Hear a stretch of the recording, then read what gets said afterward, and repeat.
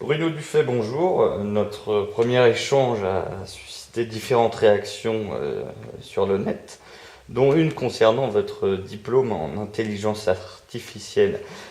Euh, alors, pourquoi avoir passé ce diplôme? Peut-être que vous n'êtes pas satisfait de votre propre intelligence naturelle. Oui, alors ça c'est la bonne, la bonne blague qu'on nous faisait souvent dans le début de cette discipline. Bon, c'était il y a bien longtemps déjà, hein. Maintenant je pense qu'on le dit un peu moins. Alors, à l'époque, j'étais absolument passionné par ce secteur.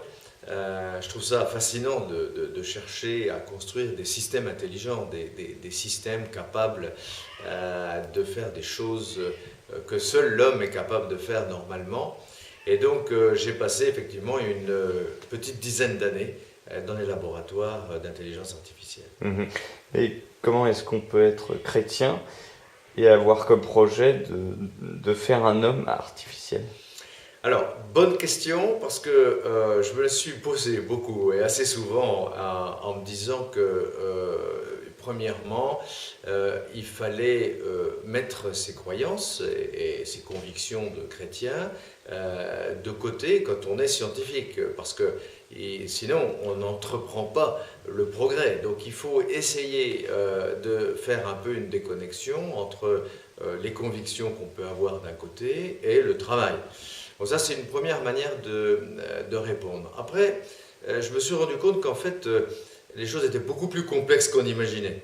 On se disait à l'époque que si on mettait suffisamment de neurones artificiels, connectés de manière extrêmement dense, comme l'est un cerveau, on arriverait probablement à faire jaillir une conscience comme ça. Bon. Et c'est là qu'en fait, on a absolument compris qu'on se trompait. C'est beaucoup plus complexe. Un homme, une femme, est bien plus qu'un être pensant, un être intelligent, un être capable de raisonnement. C'est aussi un être capable de sentiments. Ce sont des gens qui pensent par leurs tripes, qui ont des intuitions, qui ont de la spiritualité. Et donc on s'est bien rendu compte que oui, on pourrait créer des êtres intelligents au sens capable de raisonnement, mais qu'on n'arriverait pas à concevoir l'homme ou la femme avec toute sa conscience et toute sa spiritualité. Mais pour rester dans le domaine scientifique, vous ne pensez pas que tout ce qui est Big Bang, la théorie de l'évolution, enfin, ce sont des preuves de la non-existence d'un Dieu créateur, non? Oui, alors je suis assez habitué à répondre à ces questions parce qu'elles arrivent très fréquemment quand on fait des groupes de réflexion. Et ce qu'il faut dire, c'est d'abord que le Big Bang, la théorie de l'évolution, la théorie quantique n'expliquent pas tout l'univers. Je veux dire, il faut arrêter d'imaginer que nos théories du 21e siècle expliquent tout ce qui se passe autour de nous. C'est totalement faux, les scientifiques le savent très très bien. Mais là n'est pas vraiment la question, parce que on pourrait se dire aussi que toutes ces choses seront peut-être expliquées un jour, mais qu'est-ce qui nous dit qu'en fait derrière elles ne se trouve pas l'intention de Dieu, la volonté de Dieu, et qu'il n'a pas finalement mis toutes les choses en place pour qu'elles se développent et évoluent jusqu'à l'homme intelligent que nous connaissons aujourd'hui. Donc, je crois qu'il faut arrêter de faire toujours ces oppositions entre science et religion, ou croyance en Dieu et explication scientifique, parce que ça ne débouche sur rien, il n'y a pas d'opposition. Ce sont deux démarches, l'une physique, l'autre métaphysique, qui peuvent d'ailleurs se nourrir l'une l'autre, mais qui ne s'opposent pas l'une à l'autre. On dit souvent, j'aime bien cette idée, c'est que les sciences cherchent à comprendre comment ça marche, et la religion, c'est le pourquoi. Pourquoi ça marche, et pourquoi c'est là, et pourquoi il y a quelque chose plutôt que rien. Ça, c'est la vraie question. Et où allons-nous?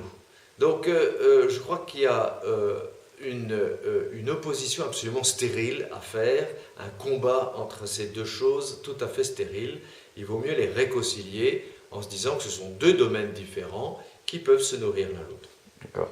Et est-ce que vous cautionnez que l'Église s'oppose à la recherche scientifique? Il y a effectivement un exemple assez mauvais dans l'histoire, c'est celui de Galilée, hein, tout le monde l'a en tête, et c'est vrai qu'il est triste que l'Église se soit trompée, quoi. Bon, l'Église a mal analysé la situation et a pris des mauvaises positions. C'est une erreur, il y en a d'autres, on le sait, et il faut assumer. Hein.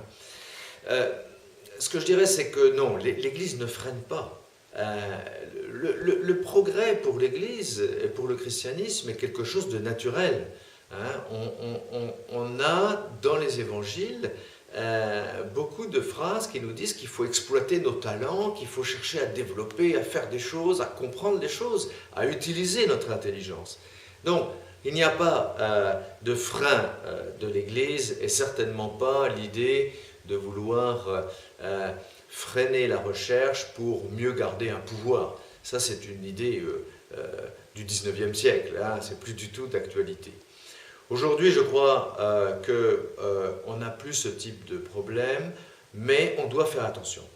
Parce que lorsqu'on parle, par exemple, des embryons et des recherches sur les embryons, on doit considérer que l'embryon est un être vivant.